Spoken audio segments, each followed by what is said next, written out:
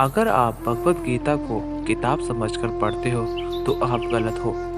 भगवत गीता सिर्फ एक किताब नहीं है, बल्कि इसमें जीवन की सभी समस्या का निचोड़ मिलता है। आप किसी समस्या से परेशान हो, कामयाब होना चाहते हो, जीवन में क्या करना है समझ नहीं आ रहा है, या आपको अपने जीवन का उद्देश्य नहीं मिल रहा है, तो आप भगवत गीता एक बार जरूर पढ़ें और सुने। आपकी हर समस्या का समाधान हो जाएगा।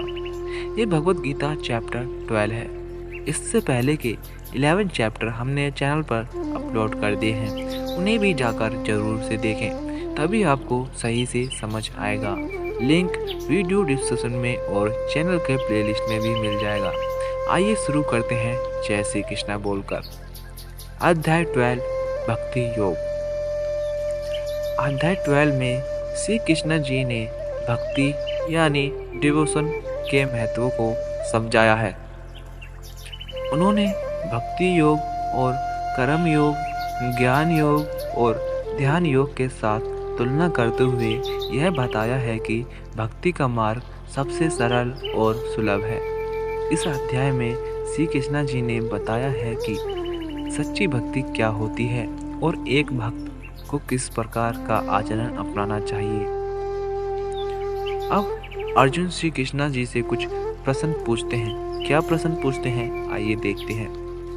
अर्जुन कहते हैं, हे श्री कृष्ण, जो लोग अपनी निराकार पूजा करते हैं और जो लोग आपकी साकार पूजा करते हैं, उन दोनों में से कौन अधिक श्रेष्ठ है? यह प्रश्न अर्जुन ने श्री कृष्ण जी से किया। अब देखते हैं श्री कृष्ण जी ने क्या उत्तर दिया इस प्रश्न का। आइए जानते हैं। श्री कृष्ण जी ने कहा कि जो लोग मेरी साकार रूप में पूजा करते हैं वह मुझे अधिक प्रिय है। साकार भक्ति में ईश्वर के रूप की उपासना की जाती है, जो भक्त के लिए सुलभ और समझने में आसान है। निराकार भक्ति। निराकार भक्ति में भक्त ईश्वर के निराकार रूप की पूजा करते हैं। यह मार्ग कठिन है क्योंकि इसमें ईश्वर के किसी रूप को नहीं माना जाता। इस मार्ग में मन को एकाग्र रखना कठिन हो सकता है, इसलिए यह सामान्य लोगों के लिए कठिन हो सकता है। भक्ति का मार्ग सरलता। श्री कृष्ण ने बताया कि भक्ति का मार्ग सबसे सरल और सुलभ है। इसमें ना तो विशेष ज्ञान की आवश्यकता है और ना ही विशेष कर्मों की, केवल प्रेम, श्रद्धा और समर्पण की आवश्यकता है।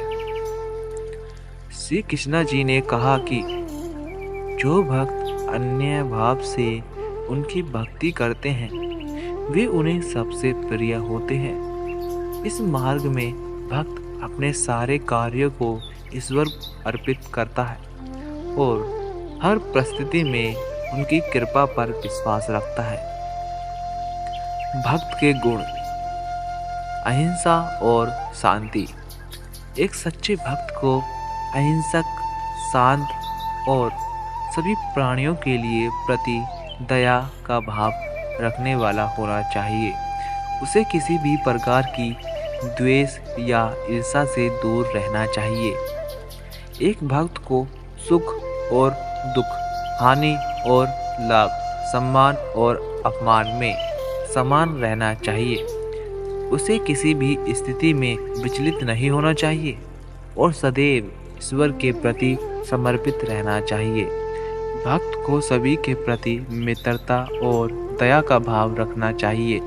उसे किसी भी प्रकार के मोह, द्वेष या द्वंद्व से परे होना चाहिए।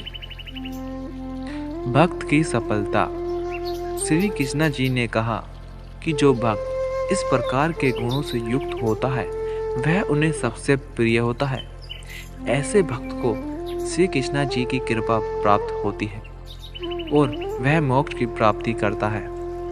श्री कृष्ण जी ने यह भी बताया कि जो भक्त सच्चे हृदय से उन्हें याद करता है और उनकी शरण में आता है वे उसकी रक्षा करते हैं और उसे जीवन के सभी कष्टों से मुक्त करते हैं। तो यह था अध्याय 12। अब जानते हैं कि अध्याय 12 को आप अपने जीवन में किस तरह लागू कर सकते हैं। आइए जानते हैं।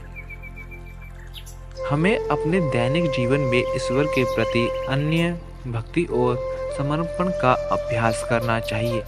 जैसे किसी भी कार्य को करते समय हमें यह सोचना चाहिए कि यह कार्य ईश्वर को समर्पित है और उसमें उनका आशीर्वाद है। श्री कृष्णा जी ने जो समता की शिक्षा दी है उसे हमें जीवन में अपनाना चाहिए। सुख दुख, लाभ हानि और सम्मान अपमान में हमें एक समान रहना चाहिए। जैसे कठिन परिस्थितियों में भी हमें ईश्वर की कृपा पर विश्वास रखना चाहिए और धैर्यपूर्वक काम लेना चाहिए। सभी प्राणियों के प्रति दया और मित्रता का भाव रखना चाहिए। जैसे हमें अपने आसपास के लोगों के प्रति सहानुभूति और सहायता का भाव रखना चाहिए और बिना किसी स्वार्थ के उनकी मदद करनी चाहिए। अब मैं आपको उदाहरण देके समझाता हूँ जिससे आपको और अच्छे से अध्याय 12 समझ में आए। मान लीजिए एक व्यक्ति जो अपने जीवन में हर परिस्थिति में ईश्वर का स्मरण करता है और उन्हें धन्यवाद देता है।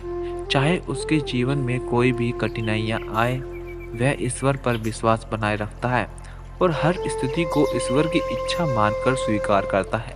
ऐसा व्यक्ति जीवन में शांति और संतोष प्राप्त करता है और ईश्वर की कृपा से सभी बाधाओं को पार कर जाता है। अध्याय 12 का संदेश यह है कि भक्ति और समर्पण का भाव सबसे सरल और सुलभ है और इसमें ना तो किसी विशेष ज्ञान की आवश्यकता है और ना ही किसी विशेष कर्म की। केवल प्रेम, श्रद्धा और समर्पण से ही ईश्वर की कृपा प्राप्त की जा सकती है। एक सच्चे भक्त को दया, मित्रता और समता का पालन करना चाहिए जिससे वह जीवन में शांति और मोक्ष प्राप्त कर सके। तो यह था अध्याय 12। आई होप आपको ये अच्छा लगा होगा और आप वीडियो को जरूर से लाइक भी करेंगे। आपको कैसा लगा कमेंट में ज़रूर बताएं। मिलेंगे अगले वीडियो के साथ। आप कमेंट में जय श्री कृष्णा लिखना ना भूलें। आपको एक बार फिर से जय श्री कृष्णा।